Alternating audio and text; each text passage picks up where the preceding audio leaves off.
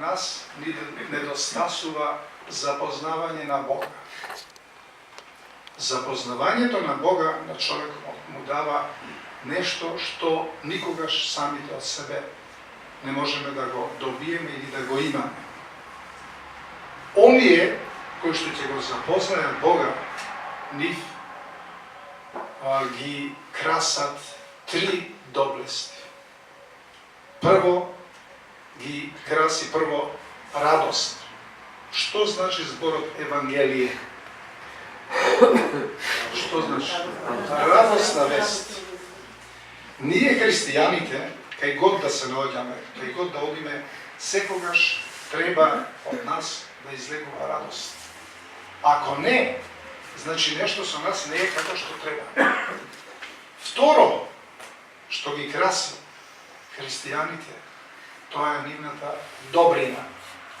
А нивната добрина во ништо не можеме да ја видиме, или ние не можеме да се ја видиме, ако не правиме добрина на сите оние кои што имаат потреба од добро. И трета работа, христијаните ги краси слободата на духот. Се да имаме, ако немаме слобода и слобода на духот,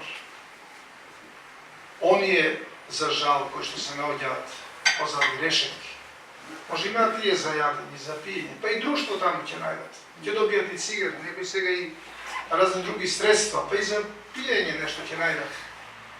Но можете да замислите, пред 2 месеци добивме едно писмо од еден затворени. Тој во писмото се обраќа и вели: овде ни фали Бог. Дали може нешто да добиеме, да можеме да откриваме нешто за Бога. И тоа не само за мене.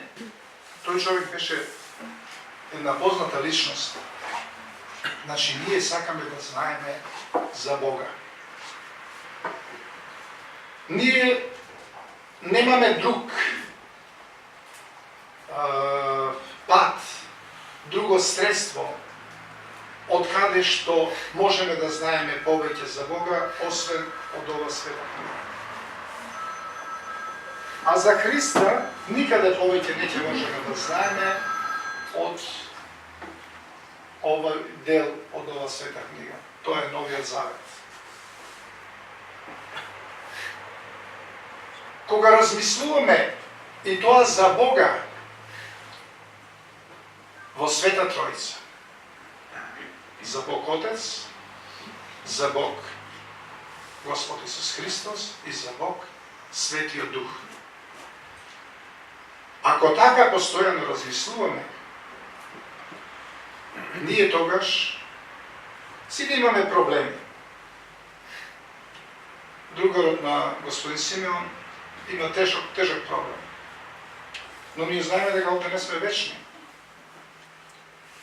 Ако размислуваме, кога размислуваме ние за Отецот, тогаш на еден начин ја откриваме диагнозата што е со нас, што се случува, и со помош на лекарите. Кога размислуваме за Светиот Дух, бидејќи на Педесетница, ова црква е посветена на Вознесение Христово, ние велиме Спасовден, кога се вознесуваше Господ Исус Христос, им рече на апостолите да не се оддалечуваат од Ерусалим. На Педесетница Светиот Дух се симнува врз апостолите.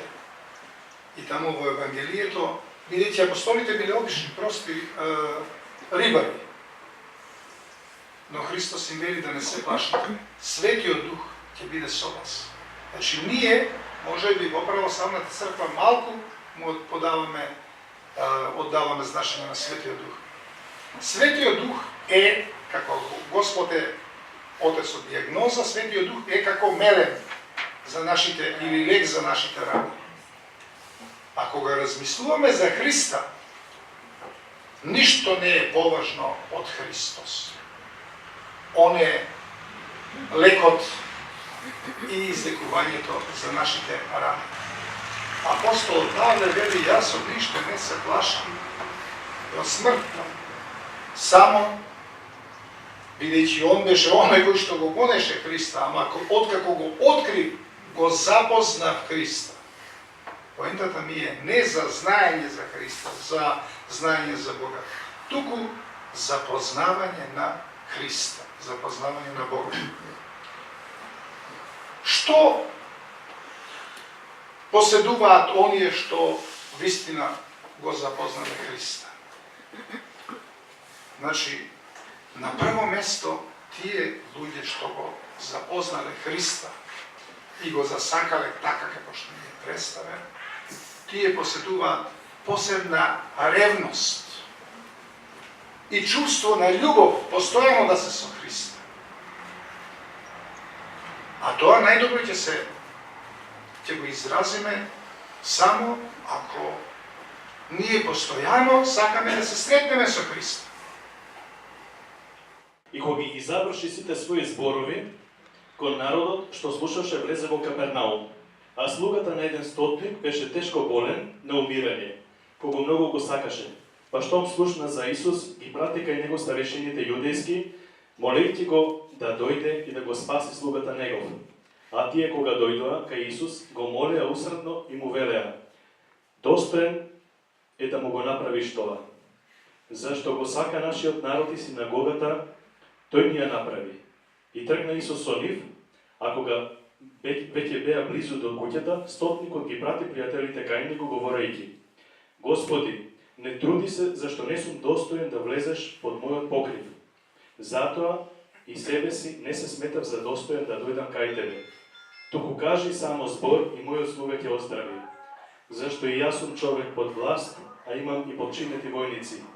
Па кога ќе му речам на еден од нив: оди, и тој оди, на другиот дојди, и тој доаѓа. И на слугата свој направи го тоа, и тој го прави. Штом го слушна тоа, Исус се зачуди, и кога се сврте кон народот, што врваше по него, рече: ве велам, ниту во Израел не најдов толкава вера.